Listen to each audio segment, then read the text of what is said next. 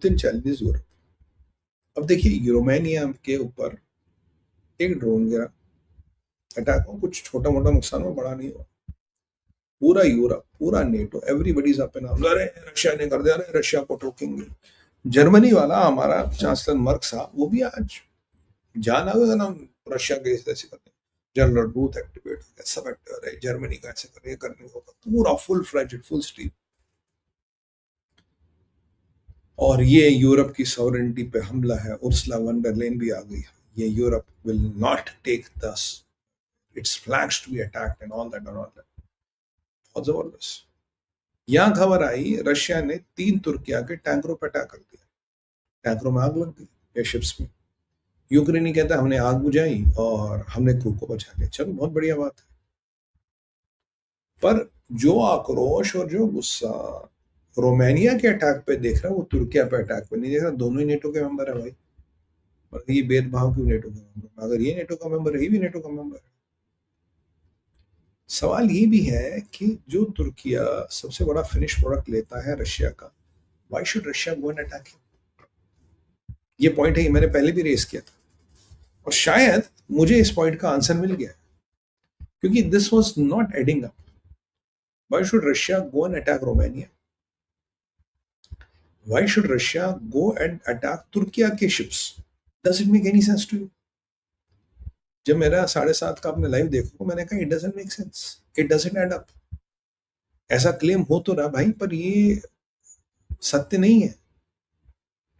अगर ये सत्य नहीं है तो सत्य क्या? सत्य भी सामने आ गया है लगभग लगभग। सत्य के तार पुराने असत्य से जुड़ते हैं। आपको याद होगा रशियन इंटेलिजेंस ने एक बार एक ऑपरेशन अनकवर किया था यूक्रेनी इंटेलिजेंस का। I think it was unit 172 और 179 ऑफ यूक्रेनी intelligence which was supposed to do that. उस अटैक का एक पार्ट था कि एक अटैक पोलैंड पे करना और एक अटैक रोमानिया पे करना है, और ये दिखाना है कि रशिया ने अटैक कर दिया और नेटो के फोर्सेस को यूज करना है रशिया से भिड़ने के लिए। रशियन इंटेलिजेंस ने ये प्लान आउट कर दिया था।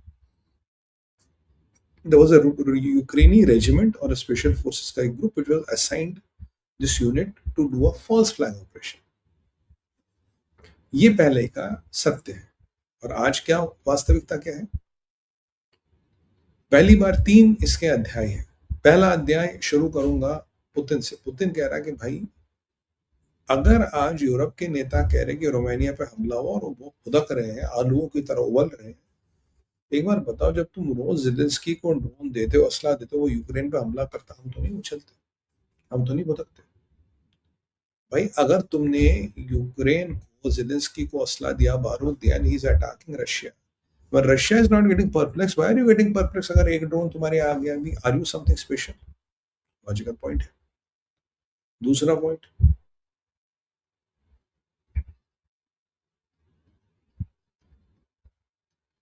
रशियन कह रहे हैं कि हमें रोमानिया पे अटैक करके मिलेगा क्या? Why should we attack Romania?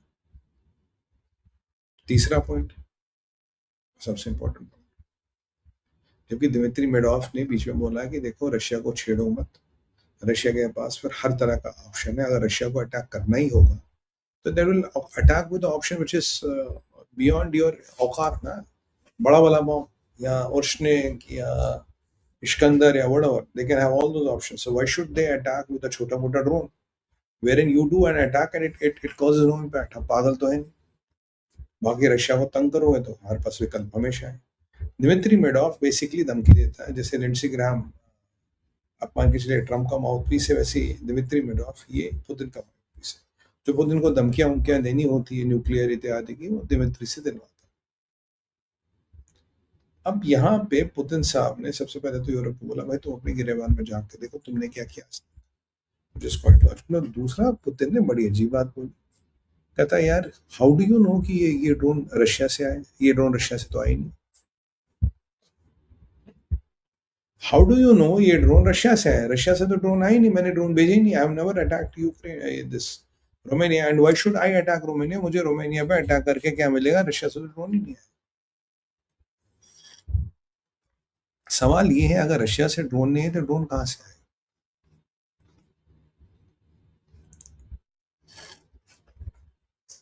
Drone आए, याद कीजिए पहले भी यूक्रेन ने एक फॉल्स फ्लैग ऑपरेशन प्लान किया था टू हैव अ सिचुएशन जहां नेटो जाके रशिया से भिड़ जाए, और नेटो में जितने अल्लू के खजूर वाले हैं they can anyway walk into the trap. मैंने आपको 2 दिन पहले बताया था जेलेंस्की ने एक डायरेक्ट एसओएस भेजा ट्रंप को, करा साहब हमारे पास कोई इंटरसेप्टर नहीं बचा। पुतिन कह रहा है मैं ओर्शनिक और इस्कंदरों से हमला करूंगा and those big missiles, and we have nothing against it, we don't have even things to protect from Russian drones.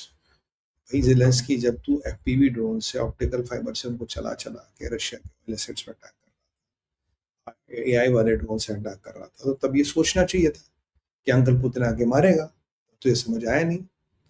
और ट्रंप ने क्या कह दिया, ट्रंप ने उसकी चिट्ठी उठाई और जाके डस्टबिन में डाल दी। ट्रंप कह रहा मेरे पास खुद इंटरसेप्टर नहीं, मैं तुझे कहां से दूं, I don't have the goddamn interceptors my self. यार हम ईरान के साथ तारीख पे तारीख का खेल खेल रहे because we don't have interceptors. Zelensky एक चीज समझ गया कि अब ट्रंप कुछ भेजेगा नहीं, इंटरसेप्टर के बिना वो रशियन मिसाइल अटैक कुछ कर नहीं सकता, यूरोप की औकात है नहीं उसे बचाने की। तो उसने क्या किया, he activated a plan, in my opinion, जो पहले फेल हो गया था। जो पहले प्लान फेल हो गया था उसने उसको एक्टिवेट किया, और उस एक्टिवेटेड प्लान के माध्यम से उसने ये सारा फ्लैग किया। I think he has flagged the operation, क्योंकि पुतिन ने बहुत क्लियरली कहा how do you know that came from Russia, because drones के आने का डायरेक्शन रशिया वाला नहीं है।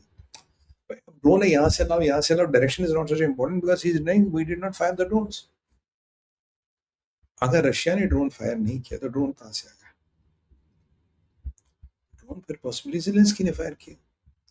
फिर वही बात, तैयब अर्दोगन के शिप्स को या कार्गो शिप्स को रशिया क्यों अटैक करेगा, Tayyip Erdogan is his biggest buyer for hydrocarbons और फिनिशिंग पेट्रोलियम प्रोडक्ट्स, करीब 3 से 5 बिलियन का सामान खरीदता साल में। In such a economy where things are getting very bad for Russia, why should he screw up with Turkey. और फिर यूक्रेनिया जी हमने शिप पे आग बुझा दी, हमने सेलर्स को बचा दिया। Do you understand what is happening here?